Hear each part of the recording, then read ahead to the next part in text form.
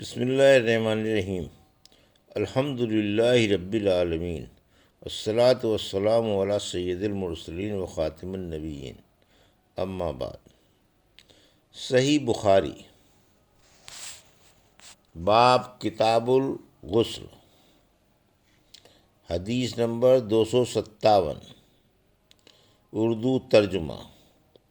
اس بیان میں کہ صرف ایک مرتبہ بدن پر پانی ڈال کر اگر غسل کیا جائے تو کافی ہوگا۔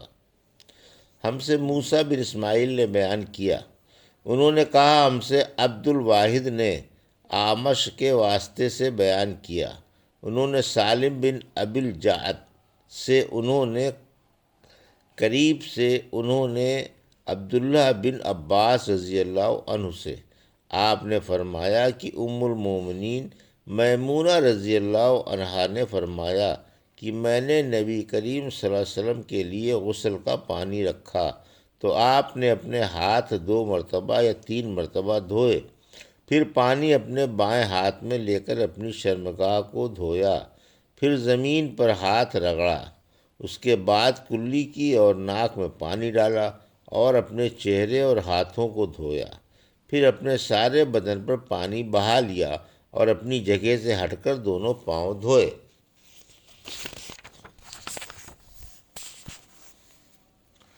حدیث نمبر 258، اردو ترجمہ۔ اس بارے میں کہ جس نے حلاب سے یا خوشبو لگا کر غسل کیا تو اس کا بھی غسل ہو گیا۔ محمد بن مسنہ نے ہم سے بیان کیا، کہا کہ ہم سے ابو عاصم ضحاک بن مخلد نے بیان کیا، وہ حنظلہ بن ابی سفیان سے، وہ قاسم بن محمد سے، وہ حضرت عائشہ رضی اللہ عنہا سے، آپ نے فرمایا کہ نبی کریم صلی اللہ علیہ وسلم جب غسل جنابت کرنا چاہتے تو حلاب کی طرح ایک چیز منگاتے، پھر پانی کا چلو اپنے ہاتھ میں لیتے اور سر کے دائنے حصے سے غسل کی ابتدا کرتے، پھر بائیں حصے کا غسل کرتے، پھر اپنے دونوں ہاتھوں کو سر کے بیچ میں لگاتے تھے۔ حدیث نمبر 259، اس بیان میں کہ غسل جنابت کرتے وقت کلی کرنا اور ناک میں پانی ڈالنا چاہیے۔ ہم سے عمر بن حفص بن غیاث نے بیان کیا، کہا کہ ہم سے میرے والد نے بیان کیا، کہا کہ ہم سے اعمش نے، کہا مجھ سے سالم نے قریب کے واسطے سے، وہ ابن عباس رضی اللہ عنہ سے روایت کرتے ہیں، کہا ہم سے میمونہ نے بیان فرمایا کہ میں نے نبی کریم صلی اللہ علیہ وسلم کے لیے غسل کا پانی رکھا تو پہلے آپ نے پانی کو دائیں ہاتھ سے بائیں پر گرایا، اس طرح اپنے دونوں ہاتھوں کو دھویا، پھر اپنی شرمگاہ کو دھویا، پھر اپنے ہاتھ کو زمین پر رگڑ کر اسے مٹی سے ملا اور دھویا، پھر کلی کی اور ناک میں پانی ڈالا، پھر اپنے چہرے کو دھویا اور اپنے سر پر پانی بہایا، پھر ایک طرف ہو کر دونوں پاؤں دھوئے، پھر آپ کو رومال دیا گیا لیکن آپ صلی اللہ علیہ وسلم نے اس سے پانی کو خشک نہیں کیا۔ حدیث نمبر 260، اردو ترجمہ۔ اس بارے میں کہ گندگی پاک کرنے کے بعد ہاتھ مٹی سے ملنا تاکہ وہ خوب صاف ہو جائیں۔ ہم سے عبداللہ بن زبیر حمیدی نے بیان کیا، انہوں نے کہا ہم سے سفیان نے بیان کیا، انہوں نے کہا ہم سے اعمش نے بیان سالم بن ابی الجعد کے واسطے سے، انہوں نے قریب سے، انہوں نے حضرت عبداللہ بن عباس رضی اللہ عنہ سے، انہوں نے حضرت میمونہ رضی اللہ عنہا سے کہ نبی کریم صلی اللہ علیہ وسلم نے غسل جنابت کیا تو پہلے اپنی شرمگاہ کو اپنے ہاتھ سے دھویا، پھر ہاتھ کو دیوار پر رگڑ کر دھویا، پھر نماز کی طرح وضو کیا اور جب آپ اپنے غسل سے فارغ ہو گئے تو دونوں پاؤں دھوئے۔ حدیث نمبر 261، اردو ترجمہ۔ کیا جنبی اپنے ہاتھوں کو دھونے سے پہلے برتن میں ڈال سکتا ہے؟ جبکہ جنابت کے سوا ہاتھ میں کوئی گندگی نہیں لگی ہوئی ہو۔ ابن عمر اور برا بن عازب رضی اللہ عنہ نے ہاتھ دھونے سے پہلے غسل کے پانی میں اپنا ہاتھ ڈالا تھا۔ ابن عمر اور ابن عباس رضی اللہ عنہ اس پانی سے غسل میں کوئی مذائقہ نہیں سمجھتے تھے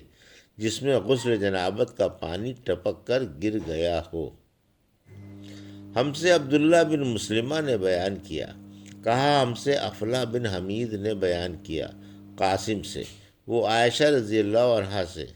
آپ نے فرمایا میں اور نبی کریم صلی اللہ علیہ وسلم ایک برتن میں اس طرح غسل کرتے تھے کہ ہمارے ہاتھ باری باری اس میں پڑتے تھے۔ حدیث نمبر 262 اردو ترجمہ۔ ہم سے مسدد نے بیان کیا، انہوں نے کہا ہم سے حماد نے حشام کے واسطے سے بیان کیا، وہ اپنے والد سے، وہ عائشہ رضی اللہ عنہا سے، آپ نے فرمایا کہ جب رسول اللہ صلی اللہ علیہ وسلم غسل جنابت فرماتے تو پہلے اپنا ہاتھ دھوتے۔ حدیث نمبر 263 اردو ترجمہ۔ ہم سے ابو الولید نے بیان کیا، کہا ہم سے شعبہ نے ابو بکر بن حفص کے واسطے سے بیان کیا، وہ عروہ سے، وہ عائشہ رضی اللہ عنہا سے، انہوں نے کہا کہ میں اور نبی کریم صلی اللہ علیہ وسلم دونوں مل کر ایک ہی برتن میں غسل جنابت کرتے تھے۔ اور شعبہ نے عبد الرحمن بن قاسم سے، انہوں نے اپنے والد قاسم بن محمد بن ابی بکر رضی اللہ عنہ سے، وہ عائشہ رضی اللہ عنہا سے اسی طرح روایت کرتے ہیں۔ حدیث نمبر 264 اردو ترجمہ۔ ہم سے ابو الولید نے بیان کیا، انہوں نے کہا ہم سے شعبہ نے عبداللہ بن جبر سے، انہوں نے کہا کہ میں نے انس بن مالک رضی اللہ عنہ سے سنا کہ نبی کریم صلی اللہ علیہ وسلم اور آپ کی کوئی زوجہ مطہرہ رضی اللہ عنہا ایک برتن میں غسل کرتے تھے۔ اس حدیث میں مسلم بن ابراہیم اور وہب بن جریر کی روایت میں شعبہ سے من جنابت کا لفظ زیادہ ہے، یعنی یہ جنابت کا غسل ہوتا تھا۔ حدیث نمبر 265 اردو ترجمہ۔ اس شخص سے متعلق جس نے غسل میں اپنے دائیں ہاتھ سے بائیں ہاتھ پر پانی گرایا۔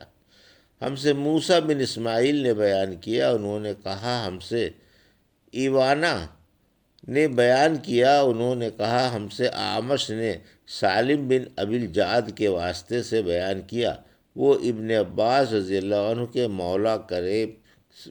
قریب سے، انہوں نے ابن عباس رضی اللہ عنہ سے، انہوں نے میمونہ بنت حارث رضی اللہ عنہا سے، انہوں نے کہا کہ میں نے آن حضرت صلی اللہ علیہ وسلم کے لیے غسل کا پانی رکھا اور پردہ کر دیا،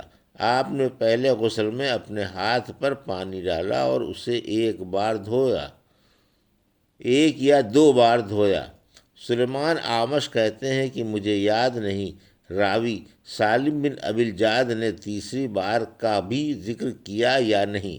پھر دائیں ہاتھ سے بائیں پر پانی ڈالا اور شرمگاہ دھوئی، پھر اپنے ہاتھ کو زمین پر یا دیوار پر رگڑ کر پھر کلی کی اور ناک میں پانی ڈالا اور چہرے اور ہاتھوں کو دھویا اور سر کو دھویا، پھر سارے بدن پر پانی بہایا، پھر ایک طرف سرک کر دونوں پاؤں دھوئے، بعد میں نے ایک کپڑا دیا تو آپ نے اپنے ہاتھ سے اشارہ کیا اس طرح کہ اسے ہٹاؤ، اور آپ نے اس کپڑے کا ارادہ نہیں فرمایا۔ حدیث نمبر 266 اردو ترجمہ۔ اس بیان میں کہ غسل اور وضو کے درمیان فصل کرنا بھی جائز ہے۔ ابن عمر سے منقول ہے کہ انہوں نے اپنے قدموں کو وضو کردہ اعضاء کے خشک ہونے کے بعد دھویا۔ ہم سے محمد بن محبوب نے بیان کیا، انہوں نے کہا ہم سے عبد الواحد بن زیاد نے بیان کیا، انہوں نے کہا ہم سے اعمش نے سالم بن ابی الجعد کے واسطے سے بیان کیا، انہوں نے قریب مولا ابن عباس سے، انہوں نے حضرت عبداللہ بن عباس رضی اللہ عنہ سے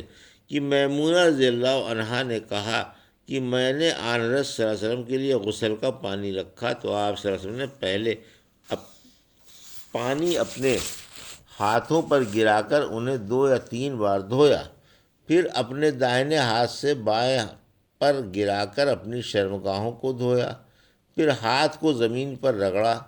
پھر کلی کی اور ناک میں پانی ڈالا، پھر اپنے چہرے اور ہاتھوں کو دھویا،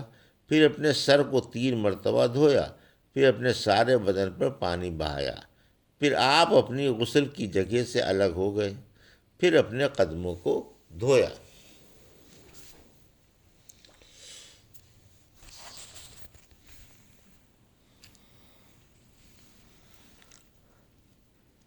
یہ تھی صحیح بخاری باب کتاب الغسل کی حدیث نمبر 257 سے 266 کا اردو ترجمہ جو ابھی آپ نے سماعت فرمایا۔ اللہ سے دعا ہے کہ اللہ ہمیں ان حدیثوں کی صحیح سمجھ عطا فرمائے اور ان پر اپنی زندگی گزارنے کی توفیق عطا فرمائے، آمین یا رب العالمین۔